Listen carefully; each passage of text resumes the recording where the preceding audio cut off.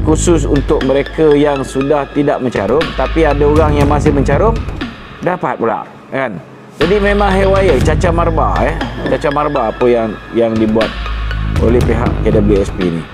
Hai guys, terima kasih kerana memilih Mat.Fast berita terkini. Sebagai tanda sokongan anda, sila tekan butang subscribe dan loceng untuk update terkini. Terima kasih. Hari ini kan Datuk, merupakan KWSP mengeluarkan keputusan sama ada orang yang menerima yang pengeluaran mereka atau tidak. Okey, kita difahamkan terlalu banyak orang mengadu kepada kita yang mereka tak menerima. Terlalu banyak. Masih dalam proses something like that. Pertama sekali saya nak beritahu dari segi sistem pengurusan permohonan ini pun KWSP dah gagal segagal-gagalnya.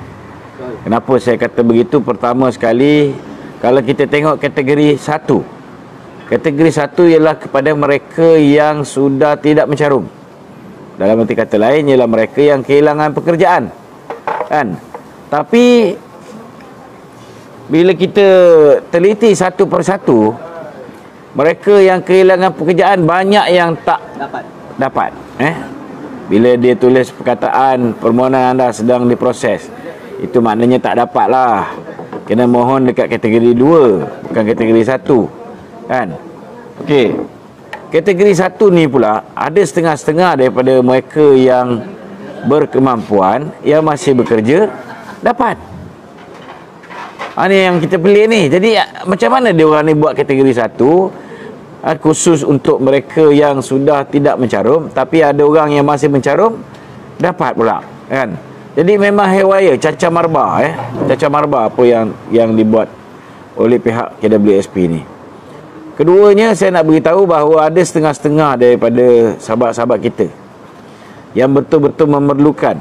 Contohnya, mereka dah 3 bulan kena buang kerja, dah tak tahu nak bagi anak duit, nak cari kat mana.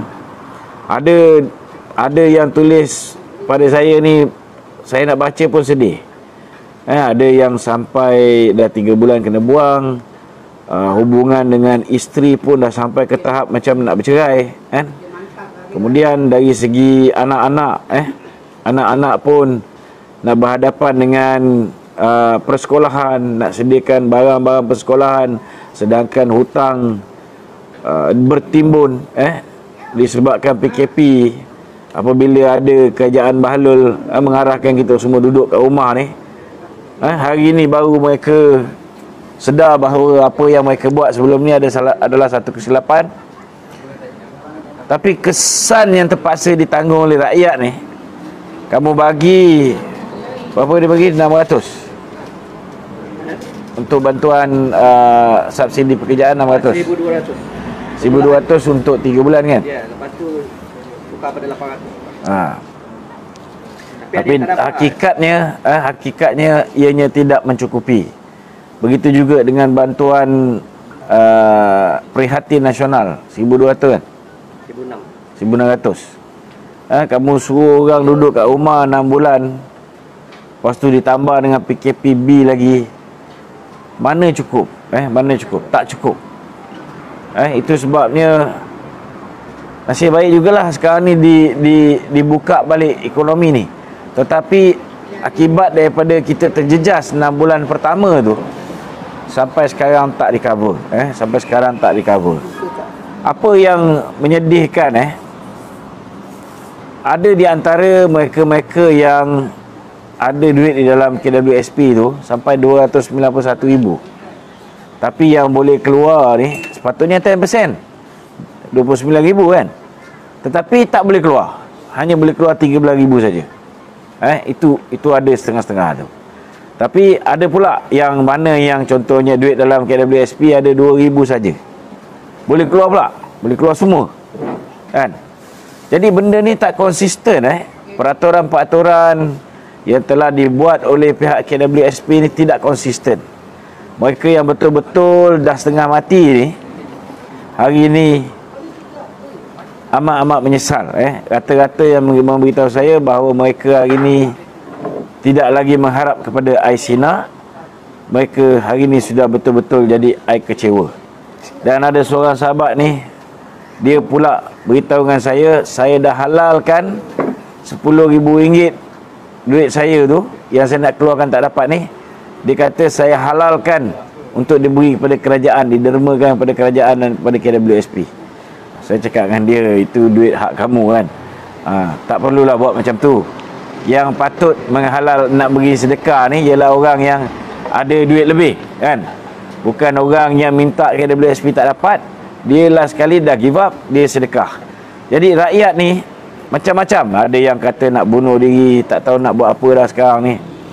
Ada yang nak pinjam. Aduh, minta maaf lah, saya kalau orang minta pinjam ni, saya nak beritahu mesej yang saya dapat ni setiap hari tak kurang 20, 15 setiap hari yang minta bantuan, yang minta pinjaman. Saya nak beritahu, kalau semua ni saya kena hadap, memang tak mampu saya nak buatkan. Apa yang saya boleh buat untuk kalian ialah saya bangkitkan kesedaran rakyat, saya bangkitkan isu-isu rakyat supaya pihak berkuasa boleh mengambil tindakan. Kita buat bising, daripada tak ada boleh dapat ada. Kita buat bising, daripada tak diberikan perhatian dapat perhatian. Buat masa ni itulah yang mampu kita buat. Besok lusa bila ada kuasa, mungkin kita boleh buat lebih sikit. Yang penting tuan-tuan, orang yang kita nak amanahkan pegang kuasa ni mestilah orang yang apa dipanggil, yang faham denyut nadi rakyat, yang faham kesusahan rakyat. Jadi dia tidak membuat peraturan-peraturan, dia tidak membuat polisi-polisi yang menyusahkan, yang membebankan rakyat. Macam pemimpin-pemimpin bebal hari ini, menyusahkan rakyat yang mohon KWSP. Begitu juga dengan rakyat yang memohon moratorium. Mereka juga amat kecewa kerana walaupun dipaksa untuk meneruskan dengan PKPB, ada setengah tempat ada PKPD, tetapi moratorium yang dipohon tidak diperolehi. Ini saudara. Padahal mereka mengatakan semua daripada B40 akan terima moratorium secara automatik. Tadi ada seorang sahabat, dia beritahu dia mohon dengan RHB Bank. RHB Bank tak indahkan pun. Walaupun dah di-announce bahawa B40 ni automatik akan dapat moratorium 3 bulan, tak dapat tuan-tuan, tak dapat. Jadi mungkin pihak RHB Bank ni kena teliti sahabat-sahabat kita ni. Kalau nak maklumat mereka, bolehlah hubungi saya 0116221523. Ada kemungkinan bank terlepas pandang, cubalah selesaikan masalah mereka ni. Sebab rata-rata yang terkesan ni keadaan mereka sangat daif. Dan hari ni kena faham, ramai di antara yang menunggu duit KWSP ni pun mengharapkan supaya bolehlah repair rumah akibat daripada banjir, ribut yang berlaku kebelakangan ni. Tetapi bila ditimpa musibah, mengharapkan boleh keluar duit sendiri ni pun tak dapat. Jadi itu yang saya mampu sampaikan. Saya boleh sampaikan. Tapi saya nak beritahu dengan tuan-tuan satu je.